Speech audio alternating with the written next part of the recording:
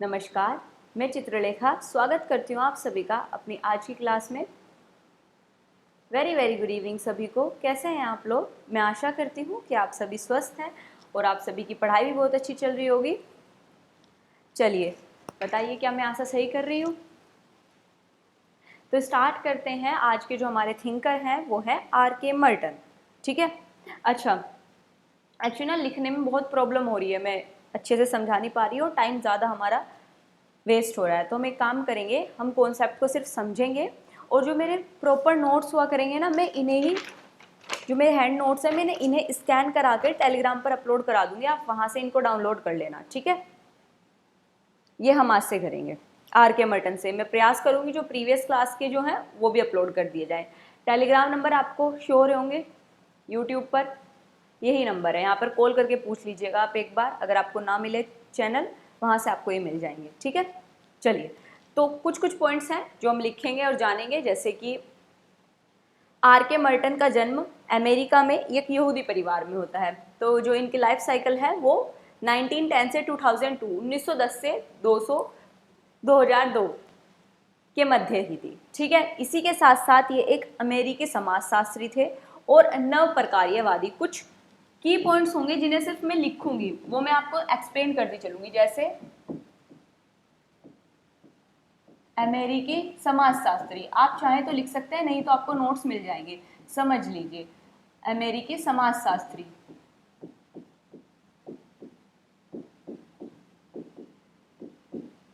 अमेरिकी समाजशास्त्री क्यों थे? क्योंकि अमेरिका में पैदा हुए, वहीं पर शिक्षा दीक्षा हुई। दूसरा, नव प्रकार्यवाद, इन्हें कहा जाता है नव प्रकार्यवादी या फिर नव प्रकार्यवाद के प्रणेता, यानी जिन्होंने नव प्रकार्यवाद का सिद्धांत रखा। फिर इन्होंने एक मिडिल रेंज थ्योरी दी थी। मिडिल रेंज थ्योरी, अभी मैं बताऊंगी एक्चुअल में है क्या middle range theory. Next point है इनका, इन्होंने कहा मर्टन द्वारा प्रस्तुत प्रकार्यवाद समय और स्थान में स्थित है, यह अनुभवजन्य वास्तविकता से संबंधित है।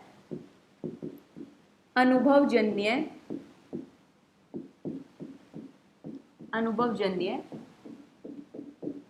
वास्तविकता से संबंधित। देखो, पहला पॉइंट समझ में हो गया, पहला पॉइंट क्लियर है। अब देखो, सबसे पहले जानो नव प्रकार्यवादी है क्या।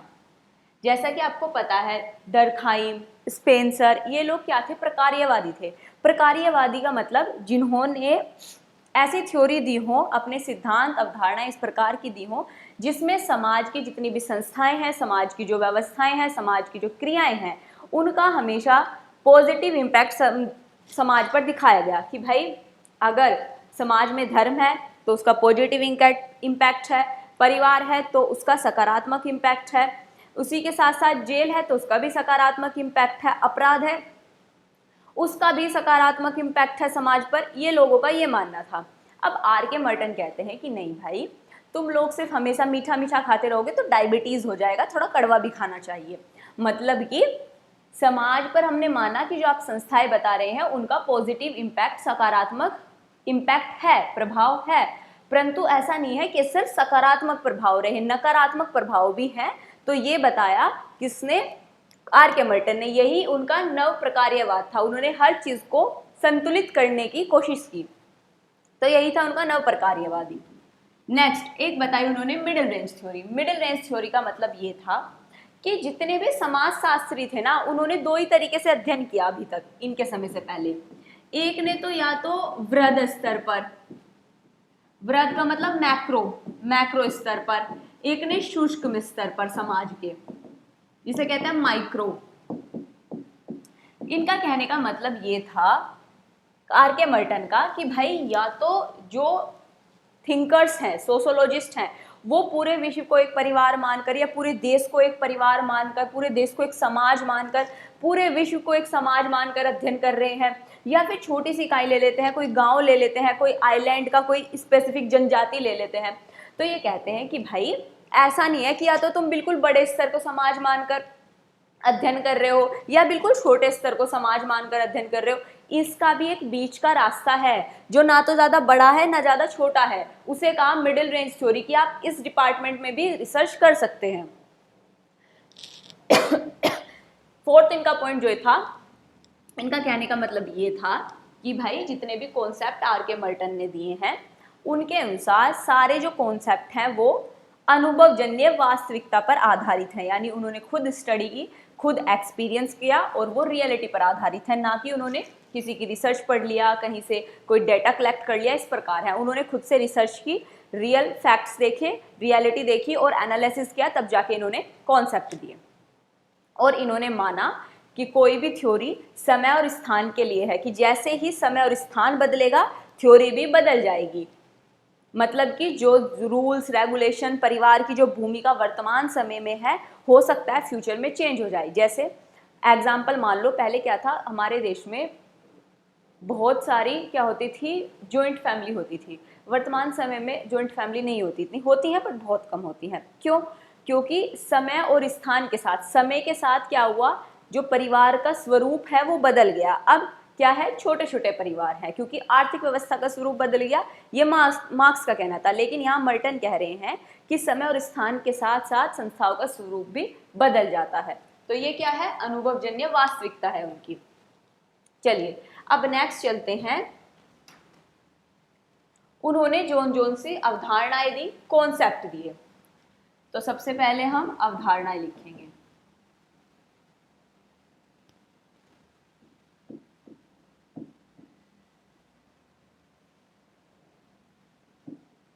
यानी उनके कॉन्सेप्ट।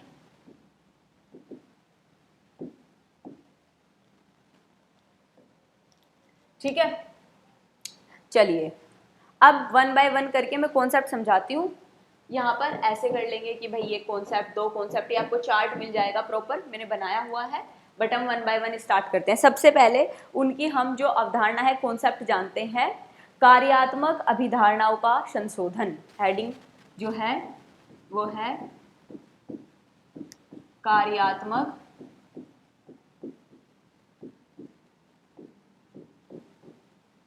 अवधारणाओं, कार्यात्मक अवधारणाओं का संशोधन।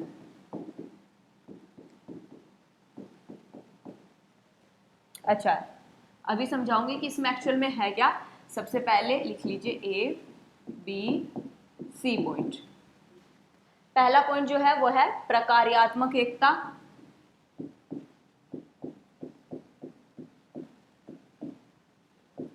प्रकार्यात्मक एकता। दूसरा जो है वो है कार्यात्मक अपरिहार्यता।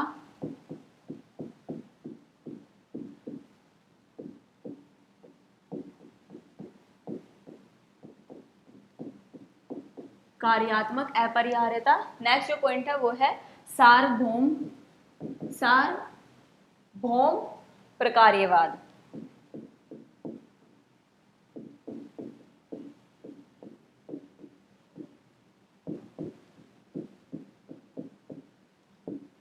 चलो अब समझो मर्टन ने एक्चुअल में क्या कॉन्सेप्ट दिया। उनका पहला जो कॉन्सेप्ट है वो है मॉडिफिकेशन ऑफ फंक्शनल। उन्होंने बताया कि भाई जो अवधारणाएं थी, जो फंक्शनल अवधारणाएं थी, जैसे कि प्रकार्यात्मक एकता, कार्यात्मक अपरिहार्यता, सार्वभौमवाद, जो पुराने थिंकर्स ने दी थी, जो समाज में चली आ रही थी, उन्होंने उनको चेंज किया, मर्टन ने चेंज किया। अब वो कैसे चेंज किया वो मैं बताऊंगी आपको। सबसे पहले हमने डाली हेडिंग जो है प्रकार्यात्मक एकता। पहले तो हम जानेंगे कि एक्चुअल में प्रकार्यात्मक एकता है क्या, फिर हम जानेंगे कि मर्टन ने क्या चेंज किया। ठीक है, तो समझना, दुर्खाइम, स्पेंसर और वेबर ने कार्यात्मक एकता पर बल दिया, जबकि मर्टन का मानना था कि दुनिया जटिल है तो आवश्यक नहीं जो कुछ भी मौजूद है एक प्रणाली की एकता का कार्य प्रदान करे। इन्वेस्टिगेटर को किसी विशेष सामाजिक वस्तु की अकार्यशीलता और कार्यशीलता का भी अध्ययन करना है। देखो इसका कहने का मतलब ये था, इसमें तीन नाम आए, दुर्खिम, एक स्पेंसर और एक Brown Malinowski, Radcliffe Brown, sorry Radcliffe Brown, ये 3 लोग हैं। इन्होंने बताया कि समाज में जो इंस्टीट्यूशन है ना, इंस्टीट्यूशन जैसे परिवार, धर्म हुआ, ये आपका इसके साथ राजनीतिक व्यवस्था, आर्थिक व्यवस्था, ये जितने जितने इंस्टीट्यूशन हैं, ये क्या है, इनका एक प्रकार्यात्मक एकता है। एक तरीके से ये समाज में एक समाज को एक बांधे रखते हैं। इनका समाज पर एक पॉजिटिव इम्पैक्ट होता है। पॉजिटिव इम्पैक्ट का क्या कि भाई जो समाज एकजुट है ना, वो आज इन्हीं की वजह से है, परिवार की वजह से, विवाह व्यवस्था की वजह से, आर्थिक व्यवस्था, राजनीतिक व्यवस्था, इसने पूरे समाज को एक यूनिटी में बांध रखा है, तभी समाज है। और इनका ना समाज पर क्या कार्य होता है, पॉजिटिव, कि भाई परिवार जो है बच्चों को पालन पोषण करेगा, यौन इच्छाओं को नियंत्रित करता है, परिवार की ये भूमिका होती है। लेकिन बहुत सारे परिवार ऐसे भी हैं जो वर्तमान समय में या पहले समय में भी क्या करते थे, अगर बेटियां किसी दूसरी जाति में किसी लड़के को पसंद कर लेती थी तो परिवार उसी बेटी को मार देते था। तो ये क्या है, ये परिवार का एक नेगेटिव प्रभाव है समाज पर। तो इसीलिए मर्टन कहते हैं कि भाई तुमने सिर्फ जो पॉजिटिव सही सही बताया, ऐसा नहीं है, कुछ कार्य ऐसे भी हैं जो नेगेटिव भी हैं। अब मर्टन कहते हैं कि जो सामाजिक वस्तु है ना, एक तरीके से जो सामाजिक इंस्टीट्यूशन है, उनके कुछ डिस्फंक्शन भी होते हैं और गैर कार्यशीलता, यानी अकार्यशीलता और गैर कार्यशीलता भी होती है। इन्होंने तो कहा था कि भाई समाज में जितने इंस्टीट्यूशन हैं उनके क्या हैं, सिर्फ पॉजिटिव इम्पैक्ट है, कि भाई वो सब समाज की भलाई के लिए बने हैं। अब मर्टन का कहना है कि जितनी भी सामाजिक संस्थाएं हैं, इन्होंने माना सामाजिक वस्तु का मतलब सामाजिक संस्थाएं, सामाजिक प्रथाएं, जो क्रियाएं हैं समाज की, सामाजिक वस्तु के ना 2 कार्य और होते हैं। पॉजिटिव तो होता ही है, पॉजिटिव के साथ साथ नेगेटिव भी होता है और न्यूट्रल भी होता है। पॉजिटिव का मतलब प्रकार्यात्मक, नेगेटिव का मतलब अकार्यशीलता,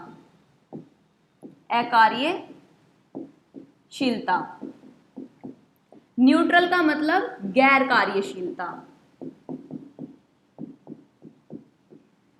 कार्यशीलता, यानी डिसफंक्शन, और इसे कह सकते हैं हम नॉन फंक्शन।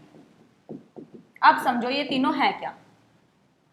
मर्टन का तो समझ में आया आपको, मतलब स्पेंसर का, ब्राउन का, दुर्खाइम का, इन्होंने तो कहा था कि भाई समाज में जितनी भी चीजें हैं उनका पॉजिटिव इम्पैक्ट है। अब ये महाशय जी कह रहे हैं मर्टन की नहीं भाई, उनका नेगेटिव इम्पैक्ट भी होता है, और कुछ तो ऐसी चीजें हैं जो समाज में हो या ना हो बराबर ही है। देखो जैसे एग्जाम्पल मानो, परिवार व्यवस्था दुर्खाइम के अनुसार समाज के लिए अच्छी है, लेकिन मर्टन कहेंगे कि परिवार ही तो है जो दहेज लेता है। ये क्या है, ये उस परिवार व्यवस्था का एक अकार्यशीलता, डिसफंक्शन है। तो मर्टन कह रहे हैं कि नेगेटिव इम्पैक्ट भी है भाई चीज़ों का, ऐसा नहीं है सिर्फ पॉजिटिव इम्पैक्ट है।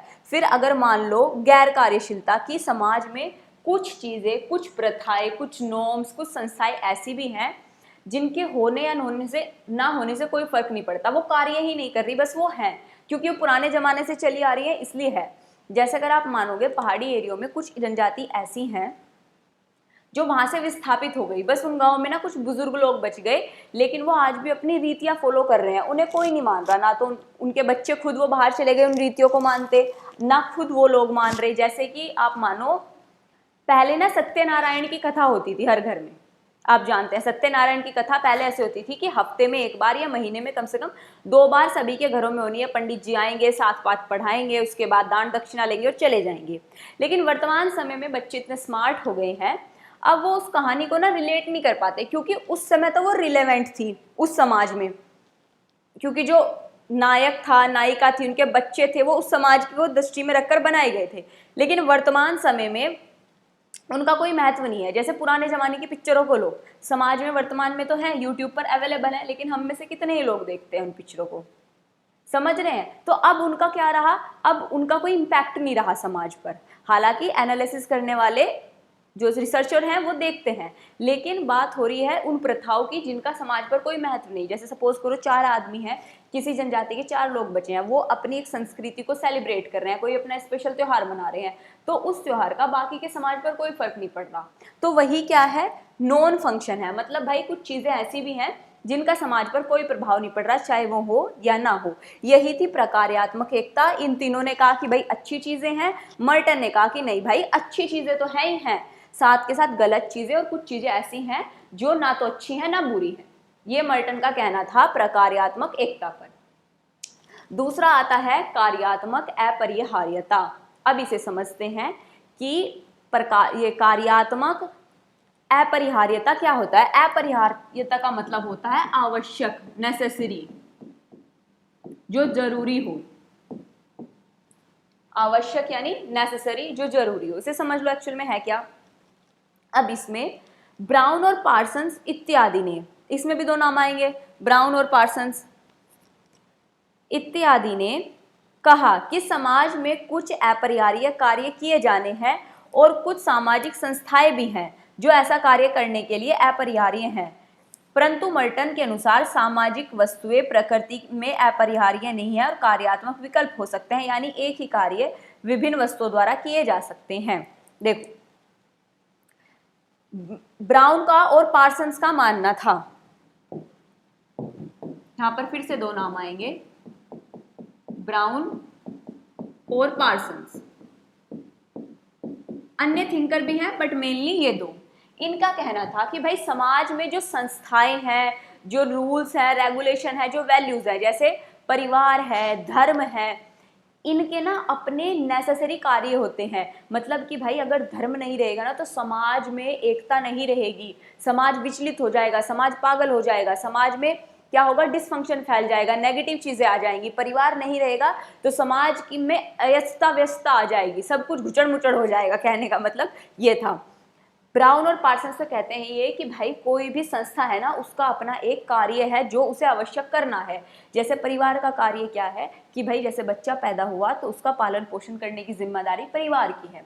अब मर्टन कहते हैं कि नहीं भाई, ऐसा नहीं है, तुम सिर्फ कह रहे हो कि अच्छा अच्छा अच्छा अच्छा अच्छा अच्छा। अगर तुम वही परिवार को वर्तमान समय में देखोगे कि अगर परिवार अब क्या हो रहा है, पहले जॉइंट फैमिली थी, सबका ध्यान रखा जा रहा था। अब वर्तमान समय में परिवार के सदस्य जैसे ही अर्निंग होती है या कम होने लगती है, अपने बूढ़े माँ बाप को कहाँ छोड़ के आ जाते हैं, अनाथ आश्रम में। अनाथ आश्रम में क्या कहेंगे उसे, ओल्ड एज हाउस, सॉरी कहाँ पर, ओल्ड एज हाउस में। अनाथ आश्रम में तो बच्चों को छोड़ देते हैं, तो कहाँ पर, ओल्ड एज हाउस में छोड़ देते हैं। अब उन माँ बाप को तो पलना है, जिम्मेदारी तो परिवार की थी ना उन माँ बाप को पालने की, लेकिन पाल कौन रहा है, ओल्ड एज हाउस। तो मर्टन कहते हैं कि भाई जो तुम कह रहे हो ना हर चीज का पॉजिटिव इम्पैक्ट, कि भाई मतलब कि जरूरी है परिवार का ये कार्य करना, अब का समय ऐसा आ गया है, वो बदल गया है। अगर वो कार्य परिवार नहीं करेगा तो उसके सब्स्टिट्यूट में कोई और होगा, कि भाई उसके जैसा ही कार्य सेम कोई और करेगा। ये कहना चाह रहे हैं मर्टन। जैसे कि भाई अगर तुम बुजुर्गों को नहीं पालोगे तो ओल्ड एज हाउस में पालेंगे, तुम बच्चा पैदा नहीं करोगे, जैसे हस्बैंड वाइफ ज्यादा बिजी हैं भाई, उन लोगों को अपने करियर पे ध्यान देना है, वो बच्चा पैदा करने का समय नहीं है, तो आईवीएफ से किसी और के पेट में यानी किराए की कोख पर बच्चे को जन्म दिया जा सकता है। अब ये कार्य पहले किसका था, पत्नी का था, परिवार व्यवस्था में, लेकिन वर्तमान समय में वो वाइफ बिजी है, पढ़ाई कर रही है, तो अब ये कार्य कौन कर रही है, कोई दूसरी लड़की कर रही है जिसे पैसे दिए जा रहे हैं। तो पहले ये परिवार का कार्य था, उस पत्नी का कार्य था, अब कोई और कर रही है, हालांकि बच्चा उन्हीं का है। तो मर्टन समझा रहे हैं कि भाई किसी भी संस्थान का जो कार्यात्मक कार्य करने का जो आवश्यक तत्व है ना, कि भाई अवश्य वही करेगा, ऐसा नहीं है। अब उसकी जगह कोई और भी जो विकल्प उपस्थित होता है वो कार्य वह कर लेता है। ठीक है, अच्छा ये सब जो मैं आपको बता रही हूँ, मैं एग्जाम्पल से समझा रही हूँ, लिखा हुआ सब आपके नोट्स में है, जाकर आप टेलीग्राम पर आप पीडीएफ डाउनलोड करेंगे, आपको सब कुछ लिखा मिल जाएगा, बस समझ लीजिए, टेंशन मत लीजिए। ठीक है, नेक्स्ट है सार्वभौम प्रकार्यवाद। अब इसे समझ लो कि सार्वभौम क्या है। सार्वभौम का मतलब होता है यूनिवर्सल, जैसे सूर्य निकलता है पूर्व से, ये क्या है, सार्वभौमिक है। सार्वभौमिक सत्य है कि भाई पूरी दुनिया में पूर्व से निकलेगा। ठीक है, अब सुनो, पूर्व प्रकार्यवादियों के अनुसार सभी मौजूदा सामाजिक और सांस्कृतिक रूप निरपवाद रूप से कार्यात्मक हैं और कुछ सकारात्मक कार्य पूरे होते हैं। मर्टन के अनुसार जिस संदर्भ में सामाजिक वस्तु का अध्ययन किया जाता है उसे भी ध्यान में रखा जाना चाहिए। वस्तु एक संदर्भ में कार्यात्मक हो सकता है, दूसरे संदर्भ में निष्क्रिय हो सकता है। उन्होंने अव्यक्त और प्रकट प्रकारों के बीच अंतर किया। अब देखो, अब मर्टन साहब कह रहे हैं, पहले तो जान लो कि पुराने जो प्रकार्यवादी थे, पुराने कौन, वही दुर्खाइम, स्पेंसर, ब्राउन, ये लोग कह रहे हैं कि पूरी दुनिया में जैसे परिवार में जो भूमिका इस देश में है ना, वही परिवार की भूमिका अमेरिका में होगी, वही किसी जनजाति में होगी। जो इस समाज में परिवार की भूमिका है, पूरी दुनिया में परिवार की भूमिका वही रहेगी। ये सार्वभौमिक है। मर्टन कहते हैं यहाँ पर कि भाई ऐसा नहीं है जो तुम कह रहे हो कि एक जगह परिवार की वही भूमिका है तो दूसरी जगह भी वही रहेगी। इन्होंने कहा कि कोई भी संस्थान है उसके दो तरीके से कार्य होते हैं किसी भी संस्थान के। जैसे एक एप्रकट देंगे, हम समझेंगे चीज़ों को और फैक्ट जो होगा उसको लिखेंगे। उसके बाद ये आपको नोट्स टेलीग्राम चैनल पर मिल जाएंगे, वहाँ पर अपलोड हो जाएंगे, वहाँ से आप डाउनलोड करके पढ़ लीजिएगा, ठीक है। तो कल हमने पढ़ा था कि कार्यात्मक अवधारणाओं या अभिधारणाओं का जो संशोधन किया है आर.के. मर्टन ने, कि जो पुराने थिंकर्स थे ना, समाजवादी जो समाजशास्त्री जो थिंकर्स थे, उन्होंने जो कॉन्सेप्ट दिए थे मेनली तीन। एक बताया था उन्होंने प्रकार्यात्मक एकता, एक बताया था कार्यात्मक एकता यानी फंक्शनल, एक सार्वभौमवाद प्रकार्यवाद। इन तीनों में मर्टन ने अपने अनुसार चेंज किया था। तो दो तो हम कंप्लीटली पढ़ चुके थे, प्रकार्यात्मक एकता फंक्शनल यूनिटी क्या होती है, दूसरा कार्यात्मक अपरिहार्यता ये भी हम पढ़ चुके थे। अब आता है एक सार्वभौमवाद प्रकार्यवाद। सार्वभौम प्रकार्यवाद क्या है, सार्वभौम से आप क्या समझते हैं? सार्वभौम का मतलब है जो यूनिवर्स में यानी पूरी दुनिया में, जैसे हम कह सकते हैं कि सूर्य पूर्व से निकलता है तो पूरी दुनिया में क्या होगा, सूरज पूरब से निकल गया पृथ्वी पर। तो ये क्या है, एक यूनिवर्सल सार्वभौमिक सत्य है। इसी तरह बात की जा रही है कि भाई जो रिसर्चर होते हैं, खोजकर्ता होते हैं, उन्हें जो अपनी थ्योरी होती है, जो सिद्धांत होते हैं, वो इस प्रकार के देने चाहिए ताकि वो पूरी दुनिया में सार्वभौमिक यानी पूरी दुनिया में क्या हो, लागू हो। सुनिए एक बार, पूर्व के जो प्रकार्यवादियों के अनुसार सभी मौजूदा सामाजिक और सांस्कृतिक रूप निरपवाद रूप से कार्यात्मक है और कुछ सकारात्मक कार्य पूरा करते हैं। जो पहले प्रकार्यवादी थे ना, पहले प्रकार्यवादी कौन थे, दर्खाइम थे, स्पेंसर थे। इन्होंने कहा कि भाई समाज में जितनी भी संस्कृति है, जितने भी नॉर्म्स है, वैल्यूज़ है, वो कहीं ना कहीं क्या करते हैं, समाज के लिए कार्य कर रहे हैं, कार्यात्मक रूप से सकारात्मक कार्य करते हैं, यानी वो पॉजिटिव कार्य करते हैं समाज के लिए। पॉजिटिव मतलब सकारात्मक प्रभाव रहेगा उन पर समाज का, ये बात कही जा रही है। मर्टन कहते हैं कि सुनो भाई, ऐसा नहीं है। मर्टन के अनुसार जिस संदर्भ में सामाजिक वस्तु का अध्ययन किया जाता है उसे भी ध्यान में रखा जाना चाहिए। वस्तु एक संदर्भ में कार्यात्मक हो सकता है, दूसरे संदर्भ में निष्क्रिय हो सकता है। उन्होंने अव्यक्त और प्रकट कार्यों के बीच अंतर किया। देखो, सार्वभौमवाद प्रकार्यवाद है क्या? तीसरा जो फंक्शन था वो था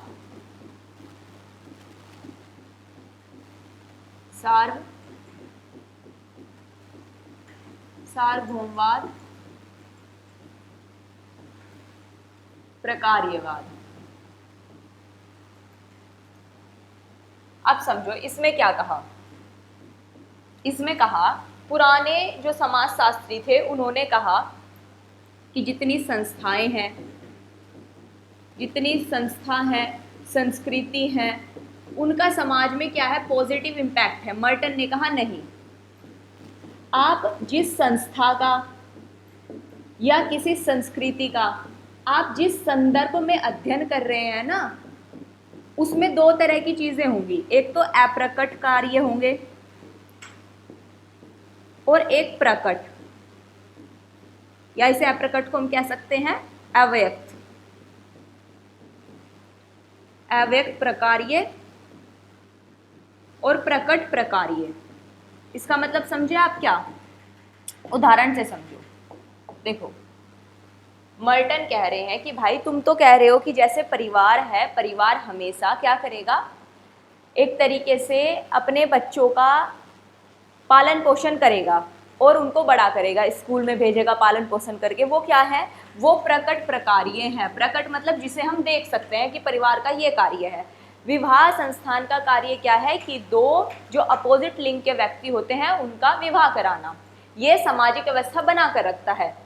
अब यहाँ मर्टन कहते हैं कि नहीं भाई सुनो, संदर्भ देखो कि आप किस संदर्भ में परिवार को पढ़ रहे हैं या आप किस संदर्भ में परिवार को जानने का प्रयास कर रहे हैं।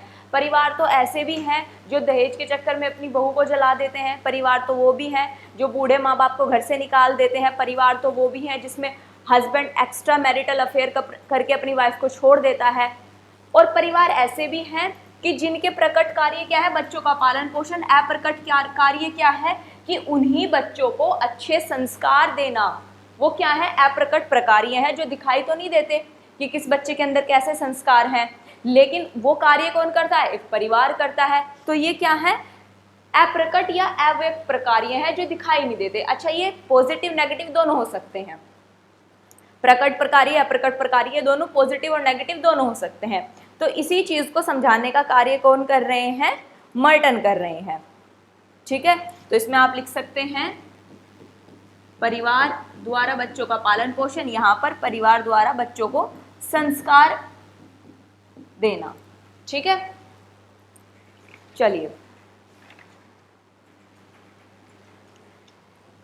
नेक्स्ट चलते हैं, नेक्स्ट मूव करते हैं। नेक्स्ट जो है अव्यक्त प्रकार्य और प्रकट प्रकार्य में डिफरेंस जान लेते हैं कि डिफरेंस क्या है। अव्यक्त प्रकार्य और प्रकट प्रकार्य। प्रकट का तो मतलब जैसे कह नहीं देते कि भाई भगवान जैसे प्रकट हो जाते हैं सपने में, तो प्रकट का मतलब जो साक्षात रूप से दिखाई दे। अप्रकट या अव्यक्त का मतलब जो चीजें हमें दिखाई ना दे। अब सुनो, पहला पॉइंट है अव्यक्त प्रकार्य का। अव्यक्त प्रकार्य में पहला पॉइंट लिखा हुआ है, वे समाज में कुछ कार्यों घटनाओं आदि के अनपेक्षित और अज्ञात परिणाम हैं। वे समाज में कुछ कार्य और घटनाओं के इच्छित और मान्यता प्राप्त परिणाम हैं। यहाँ पर वही कहा जा रहा है कि भाई जो अव्यक्त प्रकार्य है ना, वो अनपेक्षित है और अज्ञात है, जिनका कोई ज्ञात नहीं, ना अपेक्षा है, अनपेक्षित है।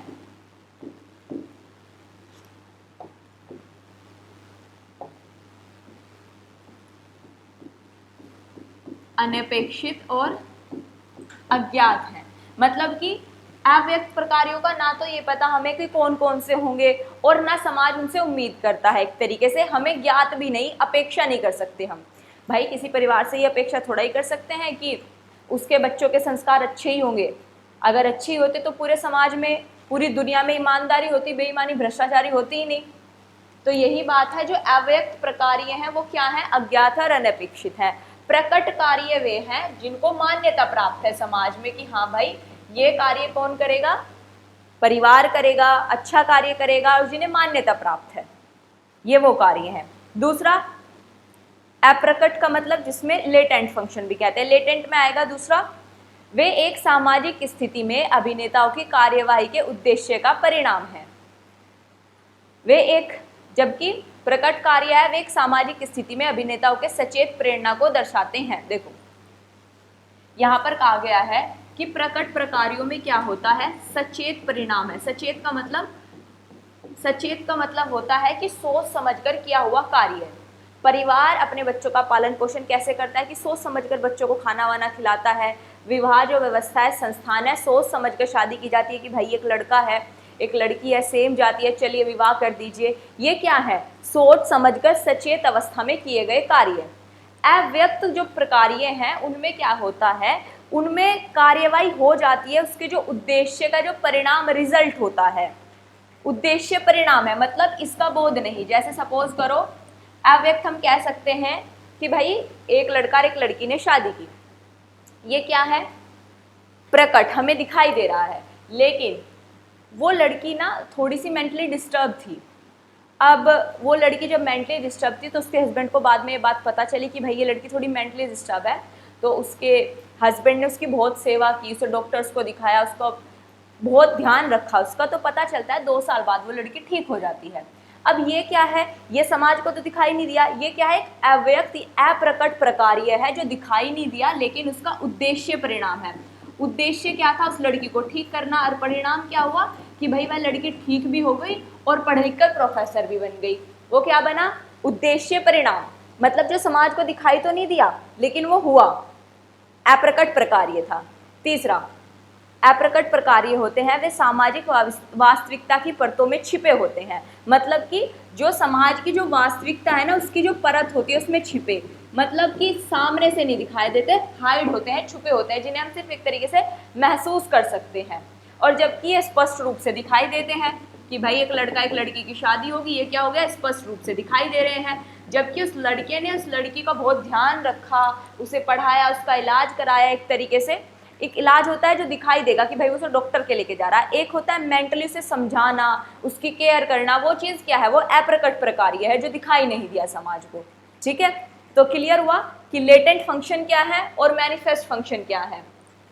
अब देखो इसका एक एग्जाम्पल और सुन लो। मर्टन ने क्या दिया था इसका एग्जाम्पल, ये मैंने समझाने के लिए बताया, लेकिन कई बार ये मर्टन का एग्जाम्पल भी पूछ लिया जाता है।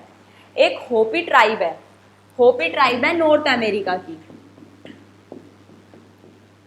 होपी ट्राइब है नॉर्थ अमेरिका की। ये लोग क्या करते हैं, जब इन्हें, जैसे आपने सुना होगा हमारे यहाँ मथुरावासी, जब हम कार्टून्स में देखते हैं, मूवी में देखते हैं कि जब बारिश नहीं होती तो इंद्र भगवान की पूजा करते हैं जाकर कि इंद्र भगवान हमारे यहाँ बारिश कर दीजिए। इसी तरह ये होपी ट्राइब आज भी क्या करती है, एक पहाड़ी पे जाकर एकत्रित होती है जब इन्हें पानी की, वर्षा की ज़रूरत होती है, और वहाँ जाकर सब डांस करते हैं। डांस क्यों, ताकि अपने ईश्वर को खुश कर सके और प्रार्थना करते हैं कि हे भगवान आप वर्षा कर दीजिए। ऐसा कौन करते हैं, होपी ट्राइब।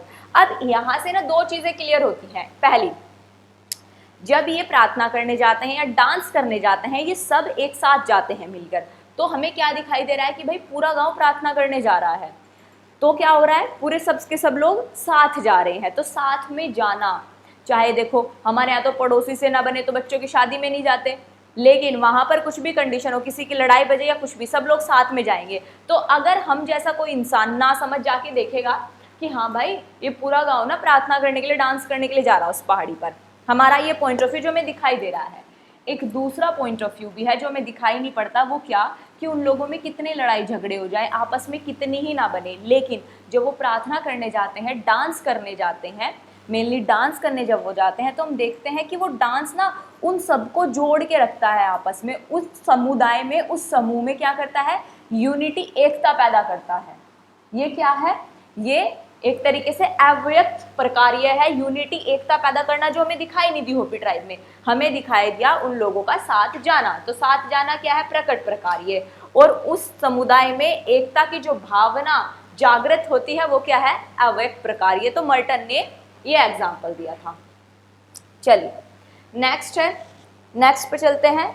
नेक्स्ट है हमारा अनुरूपता और विचलन या मर्टन का तनाव सिद्धांत। डेविएशन थ्योरी भी इन्होंने दी थी, डेविएशन थ्योरी पूछी जाती है, हालांकि कई बार तो यही पूछ ली जाती है कि डेविएशन थ्योरी किसने दी। तो ध्यान रखिएगा, अनुरूपता और विचलन,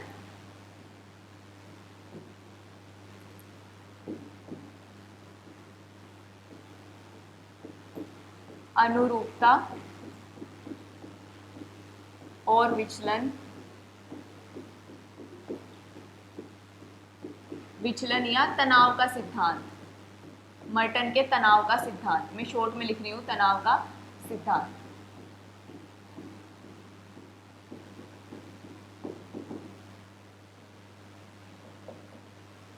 ठीक है, अब इसे समझते हैं ये एक्चुअल में क्या है।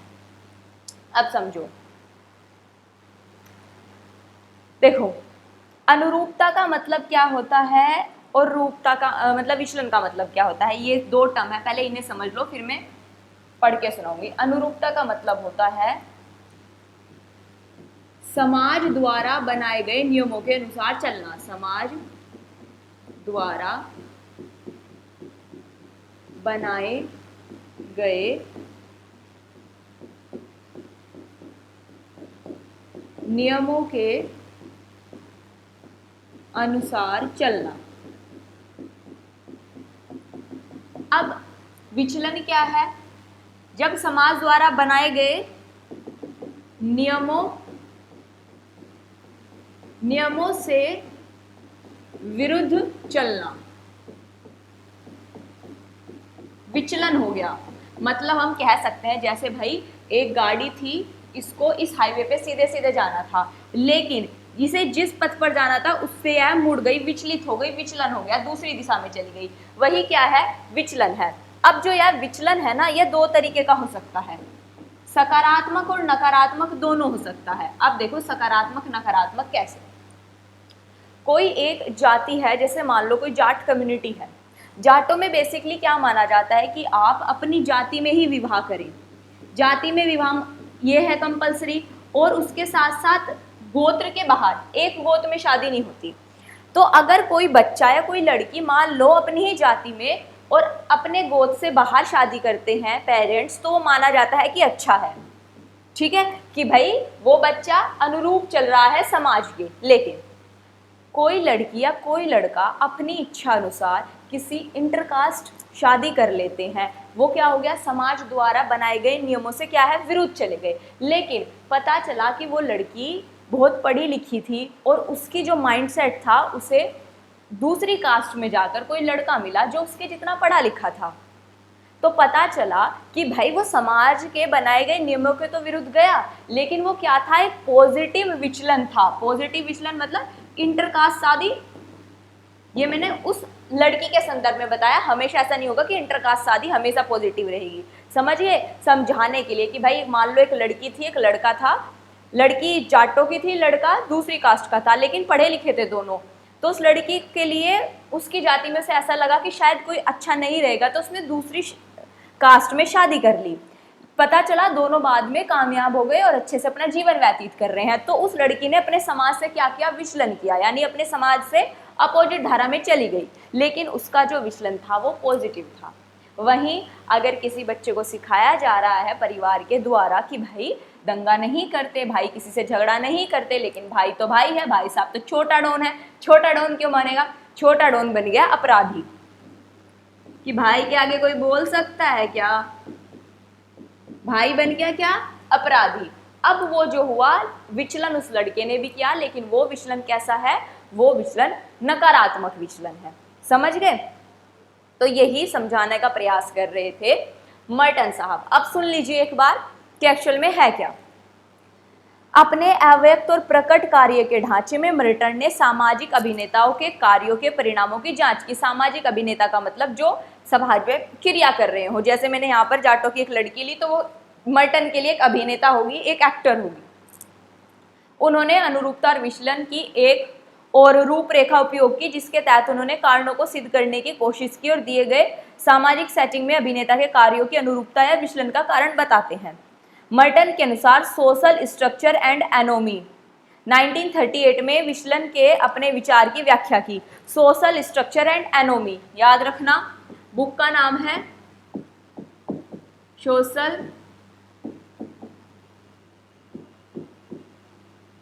सोशल स्ट्रक्चर एंड एनोमी, जो यह है 1938 की इनकी बुक है। इसमें इन्होंने डेविएशन थ्योरी दी थी, ठीक है।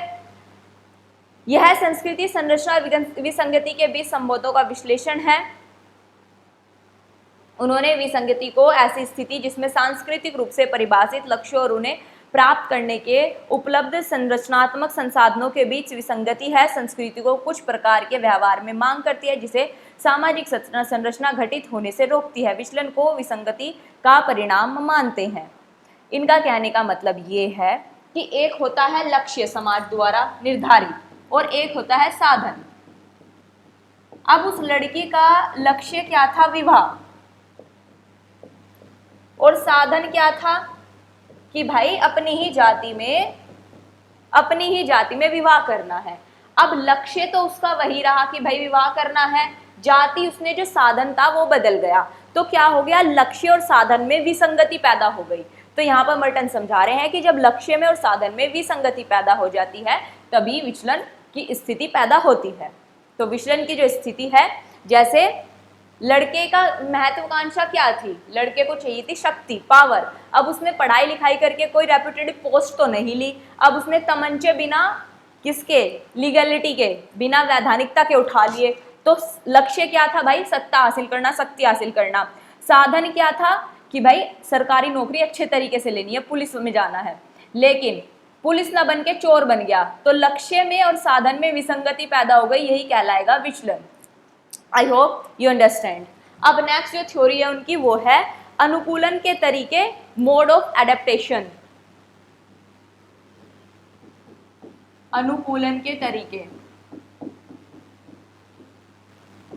अनुकूलन के तरीके, mode of adaptation.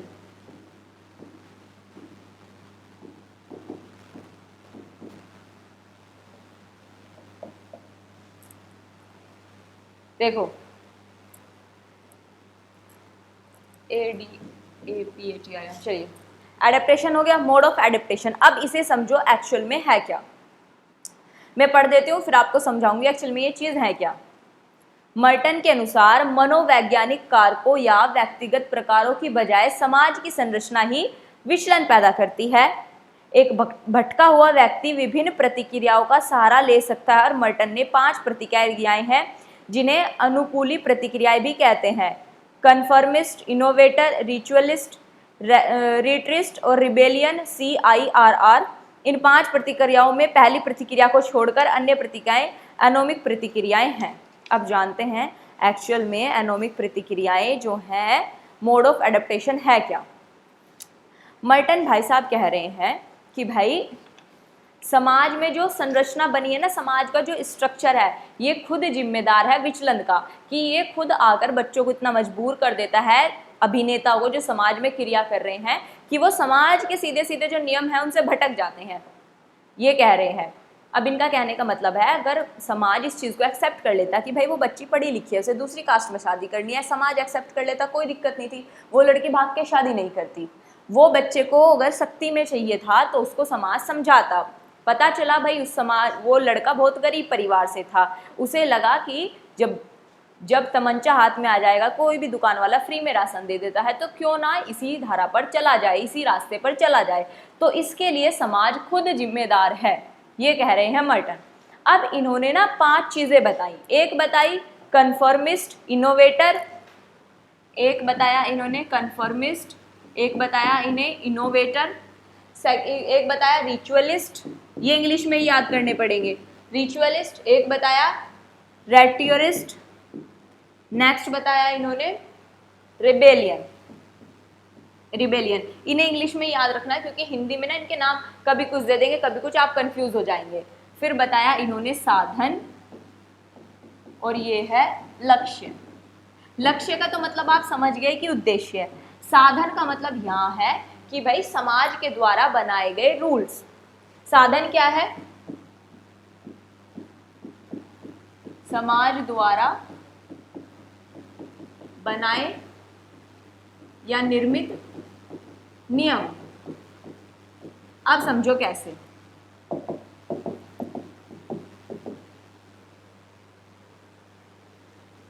Plus minus plus minus minus plus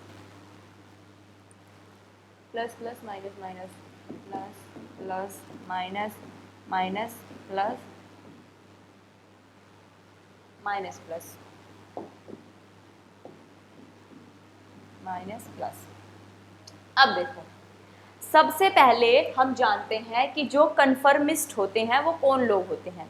इन्होंने कहा कि समाज में जिसका कोई साधन होगा, साधन कौन से, जो समाज ने नियम तय कर दिए उनके द्वारा, और लक्ष्य प्राप्ति होगी। मतलब पॉजिटिव तो साधन, समाज ने जो नियम कायदे कानून बना दिए उन्हें फॉलो करेगा और अपने लक्ष्य को प्राप्त करेगा। एग्जाम्पल स्कूल और स्टूडेंट। देखो स्कूल और स्टूडेंट कैसे,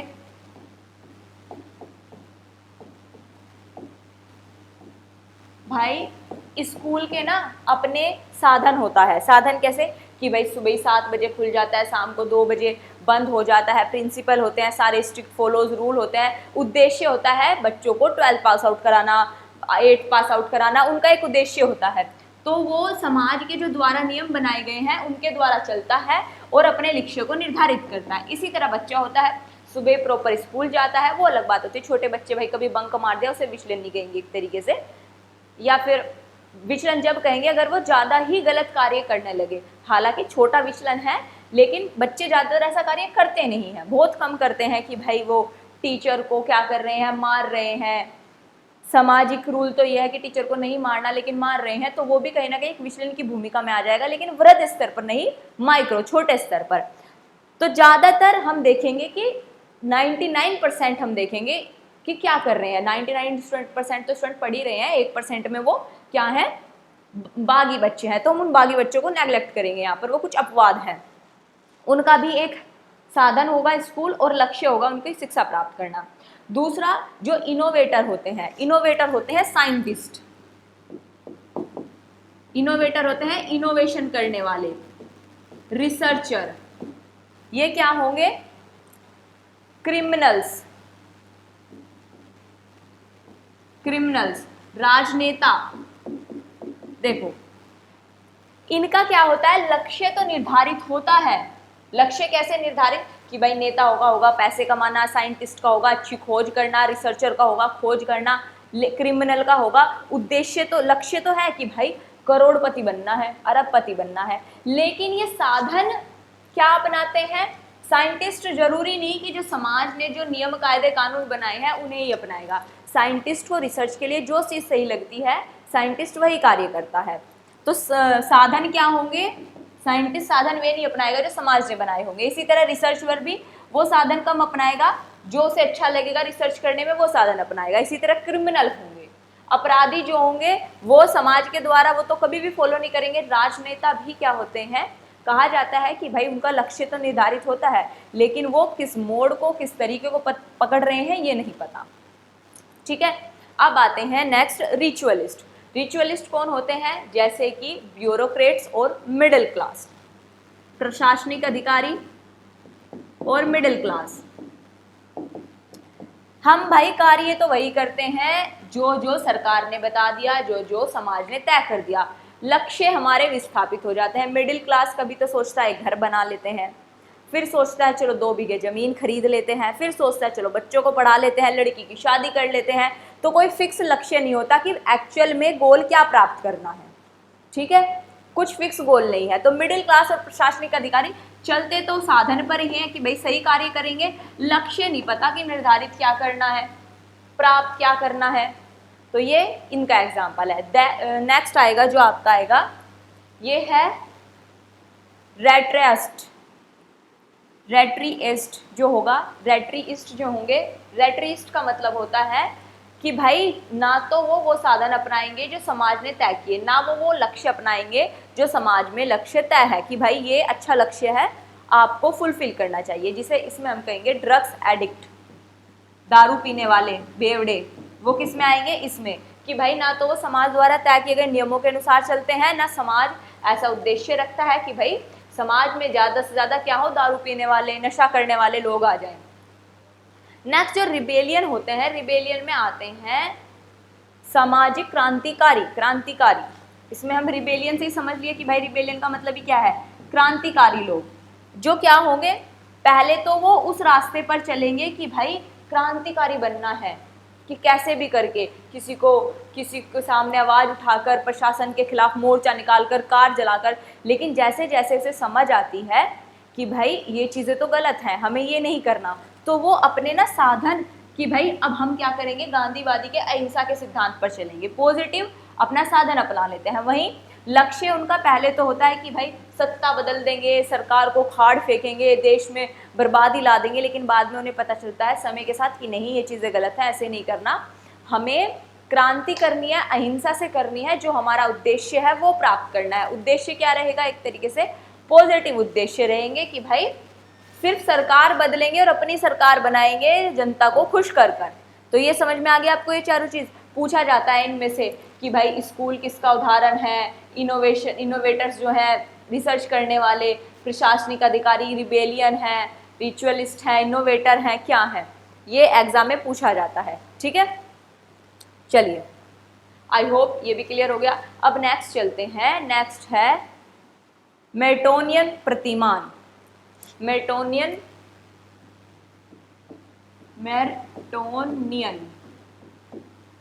नियन है, नियम नहीं, मेटोनियन प्रतिमान। अब इसे जान लेते हैं एक्चुअल में ये है क्या। मेटोनियन प्रतिमान, देखो इसमें है, इसे मेटोनियम नॉर्म्स, विज्ञान के लोकाचार, विज्ञान की राजनीति, संस्थागत अनिवार्यताओं के रूप में जाना जाता है। मर्टन ने विज्ञान के समाजशास्त्र को व्यापक शोध किया। वैज्ञानिक क्रांति के कुछ धारणाओं और मेटोनियन मानदंडों को समझते हुए मर्टन ने थीसिस विकसित की जिसे अक्सर सुडोस, CUDOS, सुडोस के नाम से जाना जाता है। इसमें शामिल है साम्यवाद, सार्वभौमिकतावाद, उदासीनता, संगठित संशयवाद। देखो इनका कहने का मतलब ये है कि भाई मर्टन कह रहे हैं कि जो भी एक रिसर्चर होता है, शोधकर्ता होता है, वो क्या करता है, अपनी रिसर्च करता है। तो इन्होंने कहा कि अगर आपको रिसर्च करनी है तो आपको 5 चीज़ों का ध्यान रखना चाहिए। उन 5 चीज़ों को क्या कहा गया, मोर्टिनियन प्रतिमान, जिसे सुडोस कहते हैं। सुडोसी का मतलब होता है साम्यवाद यानी कम्युनलिज्म, साम्यवाद, ठीक है। यू का मतलब होता है सार्वभौमवाद यानी यूनिवर्सलिज्म, यूनिवर्स। डी का मतलब होता है डिस्टैंडर्डनेस, जिसका मतलब होता है उदासीनता, एक तरीके से न्यूट्रल रहना, उदासीनता, ठीक है। नेक्स्ट आएगा आपका संगठित, ऑर्गेनाइजेशन और संशयवाद, संगठित और संशयवाद, ये बताया। उनका कहने का मतलब ये था कि भाई जो भी आप रिसर्च करें वो क्या हो, साम्यवाद हो। साम्यवाद का मतलब अगर आपने कोई खोज की, ऐसा नहीं कि आप खोज करके बस अपने आप पास रख ले, उसे सभी, उस पर खोज पर सभी का अधिकार होना चाहिए कि जो आपके दिमाग में विचार आए आप सभी को ये ना कहें कि भाई मेरी खोज ऐसे सिर्फ मैं ही इस्तेमाल करूंगा, सब लोगों के लिए समान रहे। दूसरा कहा सार्वभौमिकवाद कि भाई इस प्रकार की रिसर्च जो सिर्फ एक क्षेत्र में न रहकर पूरी दुनिया पर लागू हो, पूरी दुनिया में वह चीज लागू हो। तीसरा इन्होंने कहा उदासीनता कि भाई ना तो आप किसी के पक्ष में रहो कि इस कोई भी संस्थान हो, कोई भी चीज़ आप रिसर्च कर रहे हैं सिर्फ उसकी अच्छाई दिखाओ, और ना उसकी सिर्फ ये भी ना करो कि सिर्फ उसकी नकारात्मक चीज़ें दिखा रहे हो। आप बैलेंस करके रखो कि सकारात्मक भी नकारात्मक भी, कि ये चीज़ें अच्छी हैं ये चीज़ें गलत हैं, न्यूट्रल रहो, उदासीन रहो, ये कहा। नेक्स्ट उन्होंने कहा कि जो रिसर्चर हो वह रिसर्च क्या हो, संगठित हो। मतलब ये ना हो कि भाई जैसे बॉडी होती है, सिर यहीं होता है, पैर पैर की जगह होते हैं, अब पैर को सिर की जगह लगा दिया जाए, सिर को पैर की जगह, तो स्ट्रक्चर बिगड़ जाएगा, ठीक है, ये कहा उन्होंने। और संशयवाद मतलब उन्होंने कहा कि प्रयास करना थ्योरी में क्या हो, संशय ना रहे, डाउट ना रहे। और अगर आपको लगता है कि उनकी थ्योरी में जो नेक्स्ट रिसर्चर है कि भाई उन्हें लग रहा है कि इनकी थ्योरी में संशय है, कुछ डाउट है, तो ऐसे ना करें कि भाई उनकी थ्योरी को पूर्णतः गलत ठहरा दिया जाए कि भाई ये तो क्या कर दिया, ये तो गलत कर दिया, ये तो बेकार बता दी, नहीं। उसे इस प्रकार प्रयास करें कि थोड़ा चेंज किया जाए ताकि उनकी रेस्पेक्ट भी रहे एक तरीके से। तो ये कहा जा रहा है संशयवाद में। तो ये चीज़ आप याद रखना, सुडोस को, यही था। नेक्स्ट याद रखिएगा, नेक्स्ट है उनका नौकरशाही की शिथिलता। ये कॉन्सेप्ट है नौकरशाही की शिथिलता। कई बार डायरेक्ट ये पूछ लिया जाता है कि नौकरशाही की शिथिलता किसने दी, तो ध्यान रखिएगा नौकरशाही की शिथिलता किसने दी, मर्टन ने। अच्छा, मर्टन के अनुसार नौकरशाही को एक कार्यात्मक विश्लेषण के साथ देखते हैं और बताते हैं कि वेबर की नौकरशाही विशेषता केवल सकारात्मक और कुशल परिणाम प्रदान नहीं करती। मर्टन नौकरशाही में आगे बढ़ने की प्रवृत्ति देखते हैं। एग्जाम्पल लक्ष्य विस्थापन। मर्टन ने कहा कि भाई जो लोग ब्यूरोक्रेट्स बन जाते हैं, आईएएस बन जाते हैं, पीसीएस बन जाते हैं, ये लोग क्या करते हैं, ये कार्य तो सिर्फ क्या करेंगे, उसी प्रकार करेंगे जो समाज ने नियम कायदे कानून बनाए हैं, लेकिन जो इनके लक्ष्य है ना वो चेंज हो जाते हैं। जैसे कि ये इन्हें कार्य दिया गया कि भाई किसी एक राज्य में ना आपको क्या करना है, योजना इम्प्लीमेंट करनी है कि भाई आपको ना 200 घर बनाने हैं एक गांव में, मान लो। तो इन्हें टेंडर मिला कि आपको 200 घर बनाने हैं, इतनी लेबर का इस्तेमाल करना है, इतने पैसे का। तो ये क्या कार्य करेंगे, लेबर भी लेके आएंगे, पैसा भी लगाएंगे, गांव में मकान भी बनवाएंगे, लेकिन मकान 200 की जगह ना 20 बनवाएंगे, 180 गायब। तो वो क्या हो गया, लक्ष्य विस्थापन हो गया कि भाई लक्ष्य तो था 200 घर बनाने का, गांव में बनाए कितने, 20, लेकिन बनाए जरूर, सभी संसाधनों का प्रयोग किया जिसका प्रयोग बताया गया था करने का, बस लक्ष्य जो गोल था ना वो चेंज कर दिया। तो ये कहते हैं मर्टन कि भाई तुम सिर्फ हमेशा अच्छी चीज मत देखा करो कि भाई समाज में ब्यूरोक्रेट्स हैं, नौकरशाही है, तो इसकी पॉजिटिव इम्पैक्ट होंगे कि समाज के लिए अच्छी है, लोगों को प्रेरणा मिलती है, लोग प्रभावित होते हैं कि हम भी ये बने, ऐसा नहीं है, उनके नेगेटिव इम्पैक्ट भी हैं, वो भी देखो, ये कहना चाह रहे हैं मर्टन। एक आता है नेक्स्ट उनकी थ्योरी, रेफरेंस ग्रुप, संदर्भ समूह। ये भी बहुत पूछा जाता है कि एक्चुअल में संदर्भ समूह है क्या। संदर्भ समूह में सिंपल सा मर्टन का कहने का मतलब ये था, कंपैरिजन,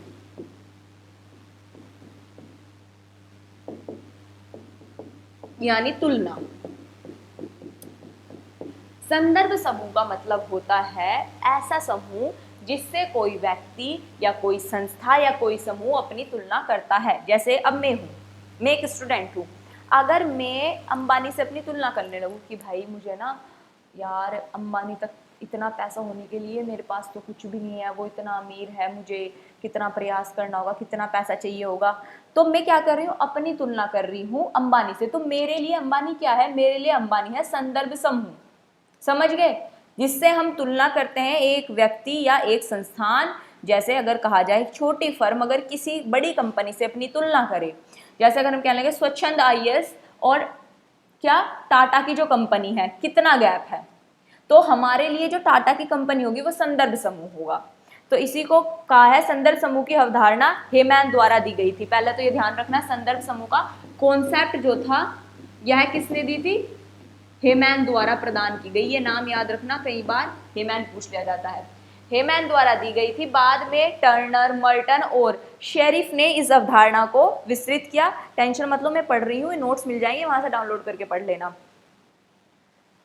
हेमैन के अनुसार एक समाज के कुछ विशेष व्यक्ति होते हैं जिनके मानक या मूल्य अन्य लोगों के लिए आदर्श बन जाते हैं और उनके अनुकरण किए जाते हैं। शेरिफ के संदर्भ में व्यवहार को मनोवैज्ञानिक विवरण दिया। देखो, हेमैन ने तो कहा था कि भाई कुछ लोग ऐसे होते हैं समाज में जो बाकी समाज के लिए आदर्श बन जाते हैं। जैसे किसी समाज से कोई लड़का आईएएस ऑफिसर बन जाए, कोई लड़की आईएएस ऑफिसर बन जाए, कोई प्रोफेसर बन जाए, तो बाकी समाज के लिए वो आदर्श बन जाएंगे कि भाई ऐसा ही बनना है, ऐसा ही जो जो इन्होंने किया है वही करेंगे।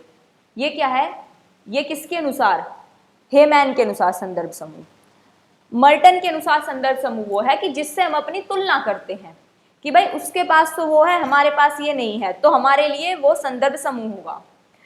जबकि शेरिफ ने कहा कि व्यवहार का मनोवैज्ञानिक विवरण दिया कि भाई मनोवैज्ञानिक मतलब साइकोलॉजिकल, कि वो किस प्रकार व्यवहार करते हैं, इन्होंने इस तरीके से बताया, मनोवैज्ञानिक विवरण दिया था शेरिफ ने।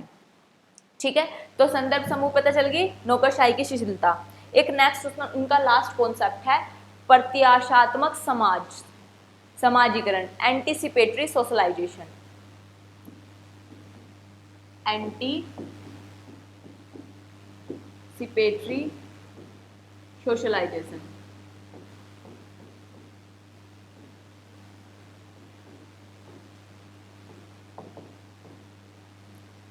प्रत्याशात्मक समाजीकरण, प्रत्याशात्मक समाजीकरण।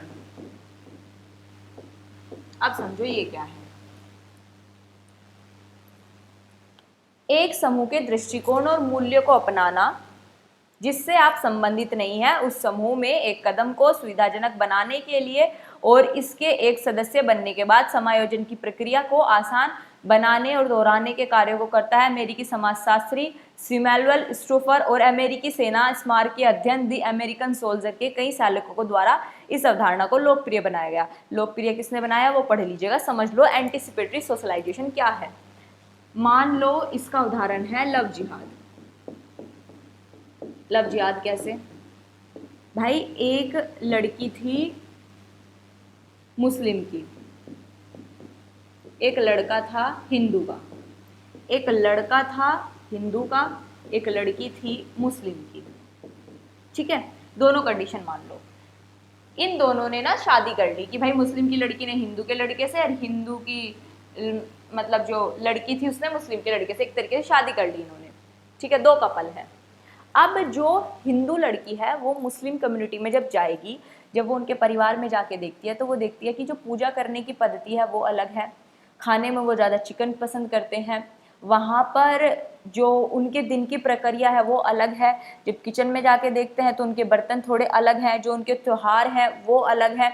ये क्या है, वो लड़की एक हिंदू परिवार में पली बड़ी, अब वो मुस्लिम परिवार में चली गई, तो वो वहाँ सब चीज़ें उसके लिए संस्कृति वहाँ की अलग है।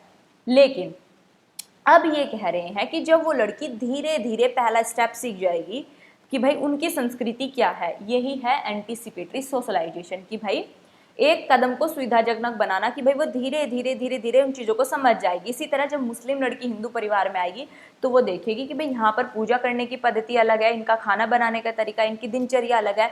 तो जब वो मुस्लिम की लड़की हिंदू परिवार में ढलेगी, उनकी चीज़ों को सीखेगी, उनकी संस्कृति को एक्सेप्ट करेगी, यही क्या है, प्रत्याशात्मक सोशलाइजेशन है। कि भाई जिस संस्कृति से, जिस समाज से हमारा कोई लेना देना नहीं है, कि अगर कोई रिसर्चर है और अपनी रिसर्च के लिए जाकर जनजाति समुदाय में बसता है और उनकी संस्कृति को एक्सेप्ट करता है, धीरे धीरे समझने का प्रयास करता है, यही क्या है, एंटीसिपेटरी सोशलाइजेशन है मर्टन के अनुसार। तो मर्टन के जितने भी कॉन्सेप्ट थे महत्वपूर्ण जहाँ से प्रश्न बनते हैं वो हमारे कंप्लीट हो चुके हैं। ठीक है, ये भी एक स्ट्रक्चरल थिंकर थे। कल लास्ट हम एक स्ट्रक्चरल थिंकर अपने कंप्लीट करेंगे और उसके बाद हम इनके PYQ करेंगे। ठीक है, चलिए मिलते हैं नेक्स्ट क्लास में। तब तक के लिए धन्यवाद। स्वस्थ रहिए, मस्त रहिए, और कोई डाउट हो तो कमेंट बॉक्स में कमेंट कर दीजिएगा।